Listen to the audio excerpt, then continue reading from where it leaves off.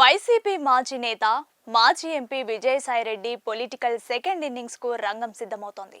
ఆయన బీజేపీలో చేరడానికి అంతా సిద్ధమైంది.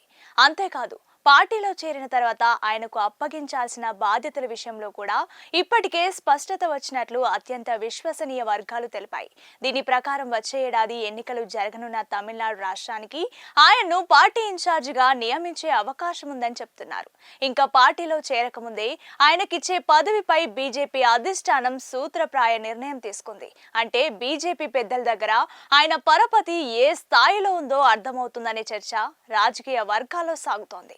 మరోవైపు విజయసాయిరెడ్డి తన రాజీనామాతో ఖాళీ అయిన రాజ్యసభ సీటు తన కుమార్తె నేహారెడ్డికి ఇవ్వాల్సిందిగా బీజేపీ అధిష్టానం వద్ద ప్రతిపాదనలు పెట్టగా దీనికి మాత్రం నో చెప్పినట్లు సమాచారం. అయితే బీజేపీ అధిష్టానం తిరిగి విజయసాయిరెడ్డికే రాజ్యసభ సభ్యత్వం ఇచ్చి ఆయనకు తమిళనాడు బాధ్యతలు అప్పగిస్తుందా, లేక ఈ సీటు వేరే వాళ్లకు కేటాయిస్తారా అన్న విషయంలో మాత్రం ఇంకా స్పష్టత రావాల్సి ఉందని చెప్తున్నారు.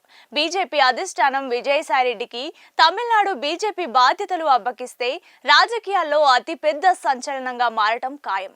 వైసీపీలో ఒకప్పుడు నంబర్ 2గా ఉన్న విజయసాయిరెడ్డి ఇప్పుడు ఆ పార్టీ అధినేత జగన్మోహన్ రెడ్డిపై తీవ్ర స్థాయిలో విమర్శలు గుప్పిస్తూ ఆయన కోటరీ చేతిలో చిక్కుకుపోయారని సంచలన వ్యాఖ్యలు చేసిన సంగతి తెలిసిందే. అంతేకాకుండా జగన్ హయాంలో సాగిన పలు కుంభకోణాలకు సంబంధించి విజయసాయిరెడ్డి అనధికారి అప్రూవర్ గా మారారు అనే చర్చ కూడా ప్రభుత్వ వర్గాల్లో ఉంది. కాకినాడ పోర్టు వ్యవహారంతో పాటు లిక్కర్ స్కామ్ విషయంలో కూడా ఆయన ఇటీవల బహిరంగ వ్యాఖ్యలు చేసి ఏపీ రాజకీయాల్లో కలకలం రేపారు. వైసీపీకి రాజ్యసభకు గుడ్ బై చెప్పిన విజయసాయిరెడ్డి ఇక తాను వ్యవసాయం చేసుకుంటానని తప్ప ఏ పార్టీలో చేరను అని అధికారికంగా ప్రకటించారు. కానీ కొద్ది రోజులకే ఆయన బీజేపీ నేతలతో టచ్ లోకి వెళ్లి సెకండ్ ఇన్నింగ్స్ కు రెడీ అయిపోయారు. ఇదిలా ఉంటే ఏపీలో ఖాళీగా ఉన్న రాజ్యసభ స్థానానికి సిఈసి నోటిఫికేషన్ విడుదల చేసింది. విజయసాయిరెడ్డి 2028 జూన్ వరకు పదవీ కాలం ఉండగానే తన ఎంపీ పదవికి రాజీనామా చేసిన సంగతి తెలిసిందే. ఈ నేపథ్యంలోనే ఏర్పడిన ఖాళీ భర్తీకి సిఈసి నోటిఫికేషన్ ఇచ్చింది. దీని ప్రకారం ఈ నెల 22 నుండి 29 వరకు నామినేషన్ల స్వీకరణ ఉంటుంది.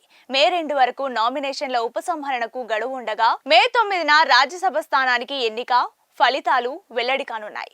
ఏపీలో ఇప్పుడున్న సంఖ్యాబలం ప్రకారం ఈ ఎన్నిక ఏకగ్రీవం అవుతుంది తప్ప ఎన్నికకు ఛాన్స్ లేదు.